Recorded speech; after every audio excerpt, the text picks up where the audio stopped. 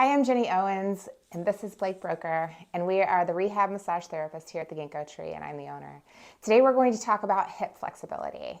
So a lot of times our hips are stuck in these external rotation patterns, and you don't get full flexibility with your hips. It actually can cause you to have some back pain, and I would actually like you all to not have to have hip replacement surgery. So this will actually help to prevent hip replacement surgery in the future.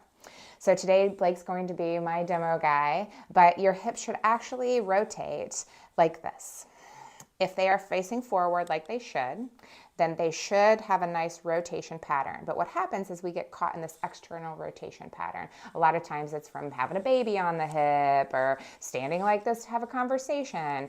But what happens is then you can't rotate those hips. So we need to have full hip rotation so that we don't have to replace hips as we get older. So I'm going to have Blake be my demo, have him lay down. The big thing is that you want to make sure that you are completely laid down, so you can either be in a bed or on the floor. So you're going to have one leg that goes completely straight out, and the other one will be in a little bit of a V. So your knee will come out a little bit.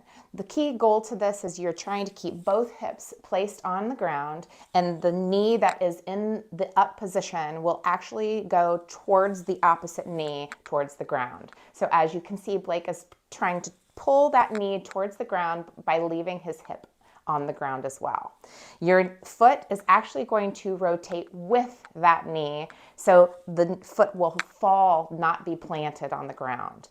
In doing this, you should feel the stretch in the back of the hamstring and sometimes a little bit of that inner groin. If you're feeling it in the knee, then that is improper. You do not want the knee to actually be engaged. So you'll pull that back up, bend the knee a little bit more, then go back into that position. And sometimes you'll have to kind of pull that foot over so that it can fall down. But in this position, you'll see that he can actually go into a further stretch because he actually released that knee from being caught.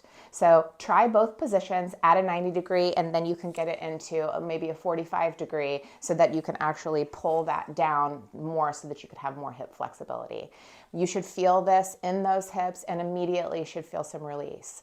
A 3-second hold and then relax, and a 3-second hold and relax. You want to do about 10 on each side. So make sure that you hit the other side as well and you're not walking around limping.